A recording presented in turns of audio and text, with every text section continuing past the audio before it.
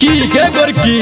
की रे की करे छी गे काम कुछ नहीं दिखाई दे हो तोरा। बाप रे तोहर जे आम फोड़ल छौ तो चल के तोड़ ले ना बड़ा आम खाए के मन करियो तोरा। केना गे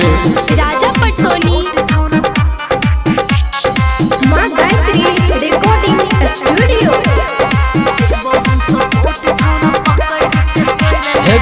गेलो मजहर छौरी टुकला से आम गए महुआ झर छौ तोहर गिरे छौ लताम गे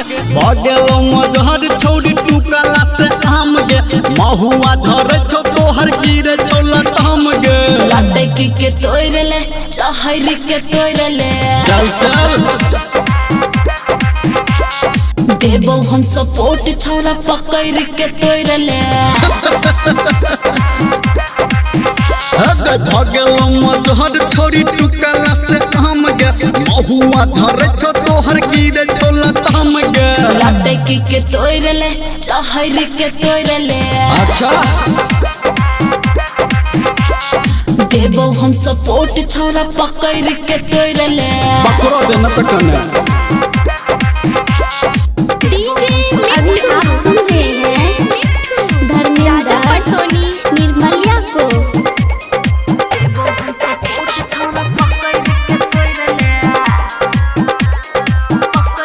सरही कलकतिया खट्टा लागे छो बम्बई की सुन भोग छौरी मीठा लागे छो सरही कलकतिया खट्टा लागे छो बम्बई की सुन भोग छौरी मीठा लागे छो लटे के तोड़ ले चहरी के तोड़ ले अखने देबो हम सपोर्ट छौरा पकड़ के तोड़ ले भगेलो मजहर छौरी टुकला से आम गे महुआ झर छौ तोहर गिरे छौ लताम गे लटे के तोड़ ले चहरी के तोड़ ले चढ़िए गे देबो हम सपोर्ट छौरा पकड़ के तोड़ ले तोहर ना बोलतो तब डीजे मिठू राजा पटसोनी।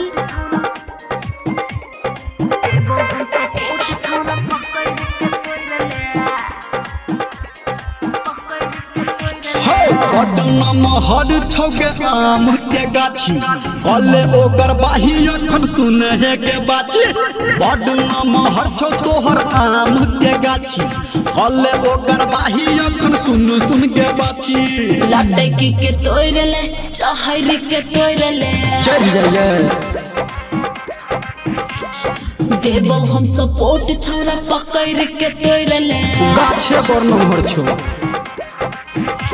भगेलो मजहर छौरी टुकला से आम गे महुआ झर छौ तोहर गिरे छौ लताम गे लटे के तोड़ ले चहरी के तोड़ ले चल ठीक छै देबो हम सपोर्ट छौरा पकड़ के तोड़ ले चढ़ जाइए ना लटे के तोहर लब पकड़ के तोहर लब तू रहबा नीचा छौरी छाइल के तोहर लब